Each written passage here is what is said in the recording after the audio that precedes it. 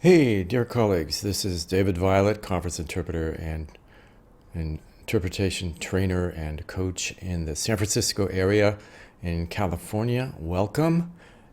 I'd like to talk today a little bit about confidentiality. We know how much confidentiality is important to our profession. In fact, it's a matter of survival. Let me go through a few points here, if I may.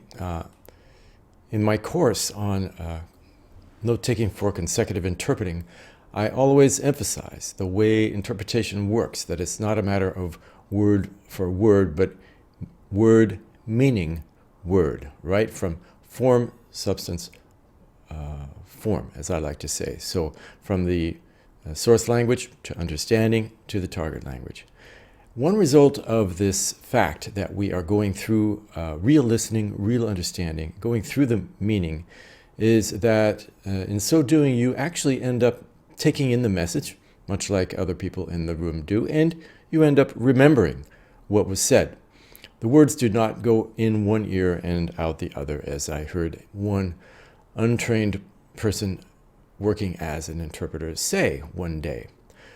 And so I often put in my quizzes a little sort of a little trick question, because I say after our meeting, we don't remember what was said, true or false, and many do reply true.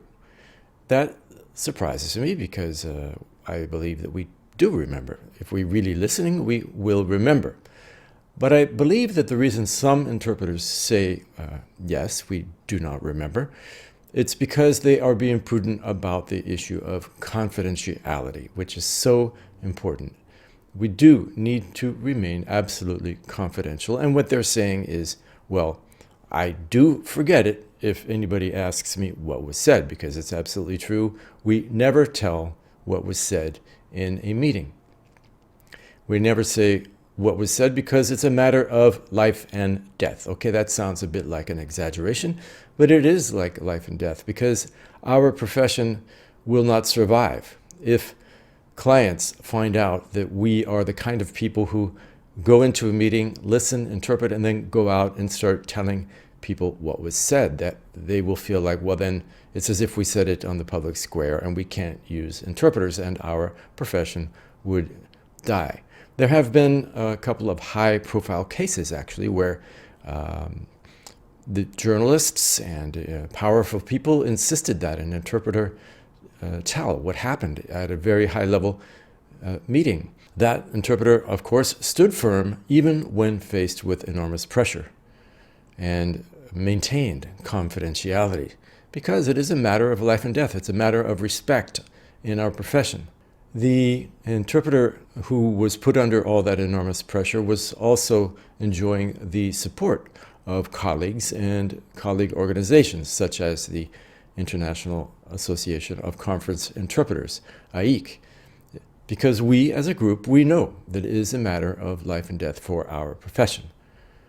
So journalists and others have learned through experience that there is no point in asking the interpreter. Our lips are sealed. If it were to happen that interpreters started leaking information, and we reversed our solid reputation of unflagging trust and confidentiality, people would just stop hiring us. They would find another way. We would lose the respect of our colleagues, too, if individually we start talking about what happened in this meeting or that meeting. Other interpreters will look at us like, you're not supposed to do that, and you're giving our profession a bad name. And would also feel like that interpreter can't be trusted with information. And that interpreter would lose the respect of other interpreters. And that is a matter of life and death. Most of your work will come from other interpreters and the reputation that you have with those interpreters. What I'm saying here about talking outside of meetings is, of course, very important today when it comes to social media. Posting pictures of oneself in a meeting in any way that can identify that meeting is it is forbidden. If an interpreter, I'm going to give you an example of how actually we don't know what is sensitive and what is not sensitive. And so we should not show anything at all. Let's say that an interpreter of, just for an example, of Portuguese boasts on social media, maybe puts up a picture that enables the public to see the title of the conference or something, and that it's in New York, and maybe some stock speculators or competitors of the company that hired the interpreter are able to see, okay, the big grain contract that we thought was going one way seems to be going another way. We thought it was going to a Mexican client, but it's actually going to the Brazilian client. So that, because of the Portuguese language, that's a hint. So these stock speculators may drive up or down the price of some stock, or the competitors may make a strategic decision because they got a good clue about what was happening because of what an interpreter posted on social media. The fact is that we as interpreters do not know what is significant, what may be a clue. And just the feeling that we want to show where we are and how, lucky we are, and maybe super high level or something.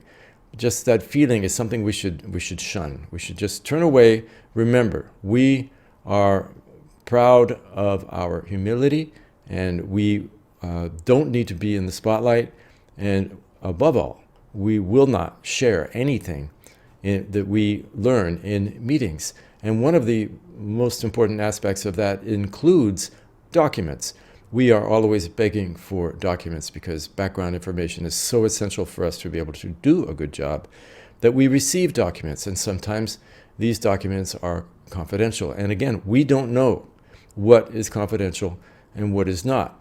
So we cannot share those documents with anyone. So if you liked this video about interpreting, it was not so much about note-taking today, but it's about interpreting, about being an interpreter. Please subscribe to my channel. Please give us a like below.